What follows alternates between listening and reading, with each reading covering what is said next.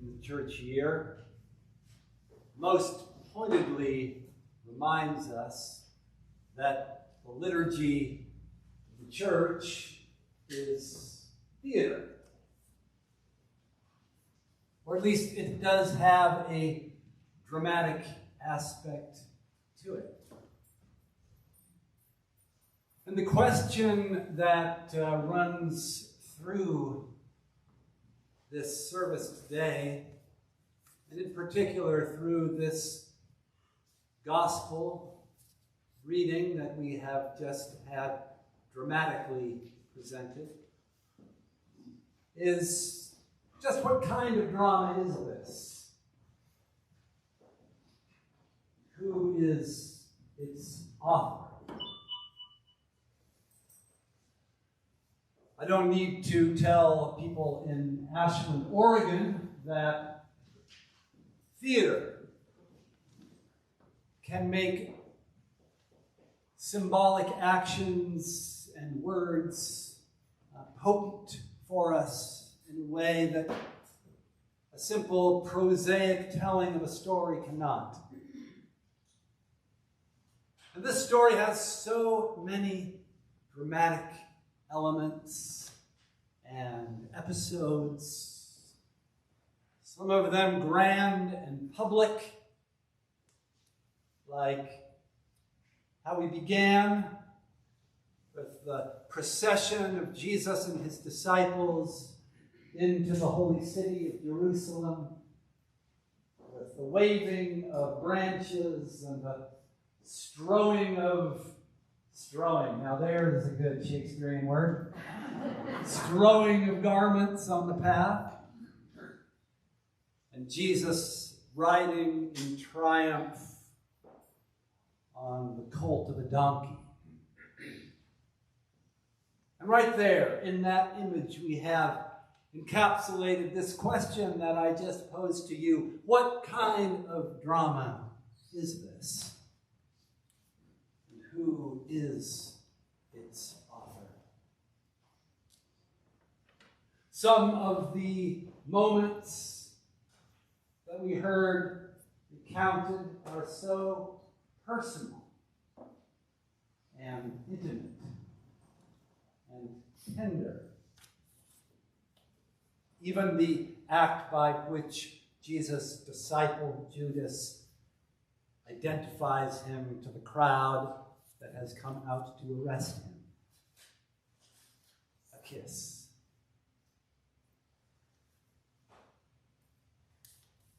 But all of this has this quality of unfolding as if it were foreordained.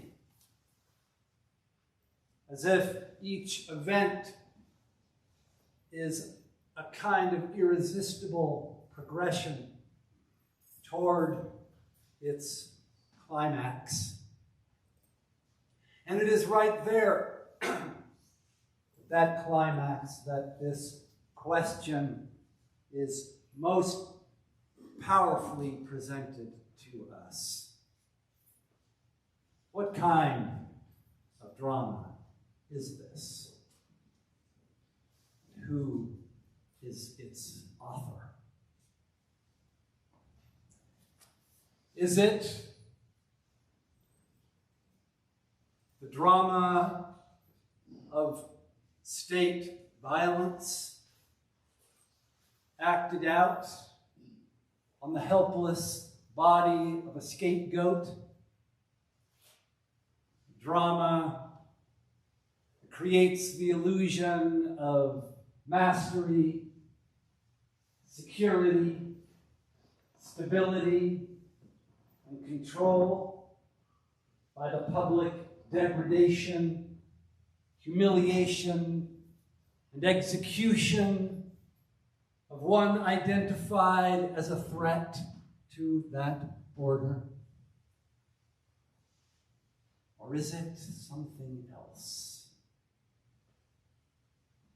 Something else written in that body that hangs upon the cross.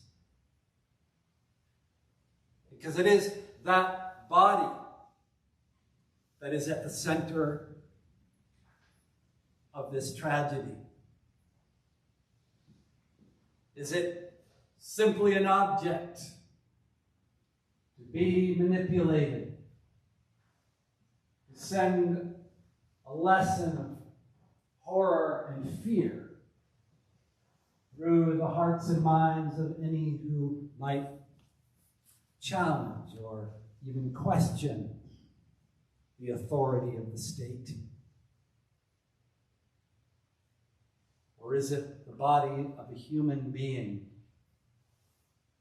making a free choice, following what has been foreordained by God?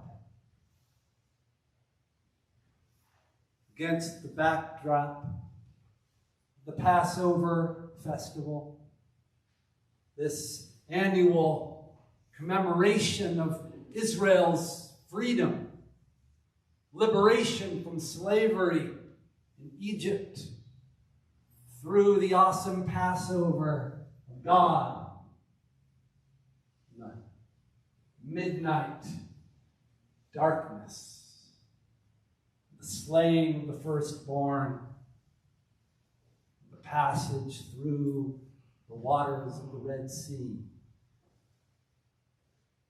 Jesus enacts his own Passover. Jesus sits down with his disciples at the meal, at which that great act of liberation is commemorated, and he breaks bread and says to them, "This is my body." The body that Pilate cannot kill. The body that the empire breaks only to have it be shared among you and carried in your bodies to a world hungry for God. That meal, Jesus blesses a cup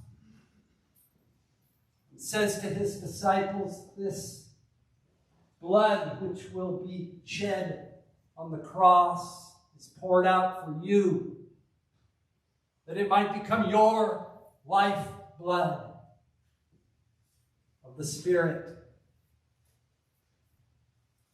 bringing hope and grace and freedom and the intoxicating love of God to those who are thirsty."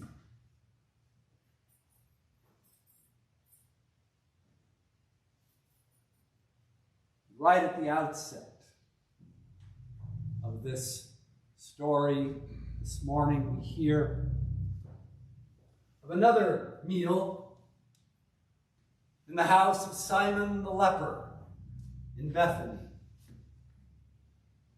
Bethany, a place whose name traditionally has been interpreted as meaning the house of suffering,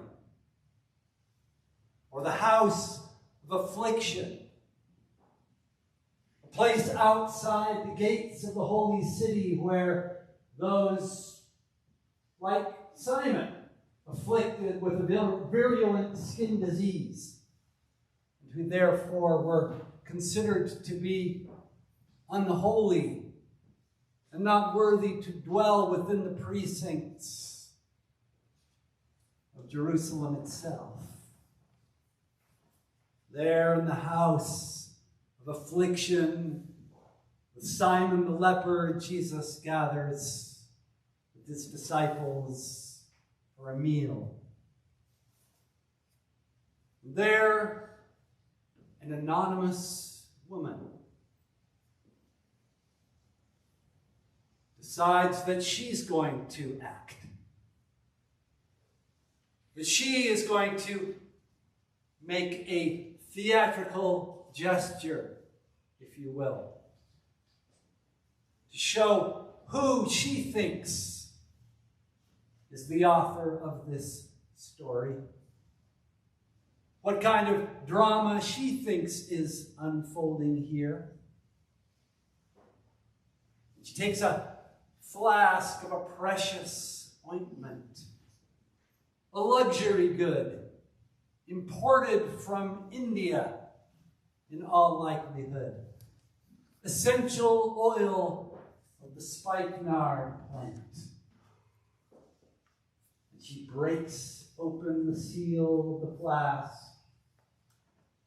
And she anoints the head of Jesus. She anoints the one who will become known as Christ, as Messiah. Words which mean literally anointed one. She anoints as kings and prophets and priests are anointed in Israel. This one who will go to the cross. And there are those who protest, who don't understand that this is a dramatic moment. This is a symbolic moment of tremendous power. And they quibble over the cost of the ointment, and couldn't it have been sold and the proceeds used for utilitarian and practical purposes to feed the poor. Of course, we know that feeding the poor is part of our charge from our Lord. And yet he says, she has done me a good service. Leave her alone. Or that word good is in some translations rendered as beautiful. She has done something beautiful in this moment. She has done something which will be remembered because it is so meaningful, so beautiful, because it goes so deeply to the heart of who I am and who I will be, that she will be remembered. So we're remembering her, as Jesus said we should. Remembering that act that one person took as a reminder of the beautiful things that we have the power to do. The simple gestures that we can make, invested with a meaning that goes far beyond their prosaic utilitarian significance. When we understand this world as a drama, not written by the powers that hold sway, but written for our liberation.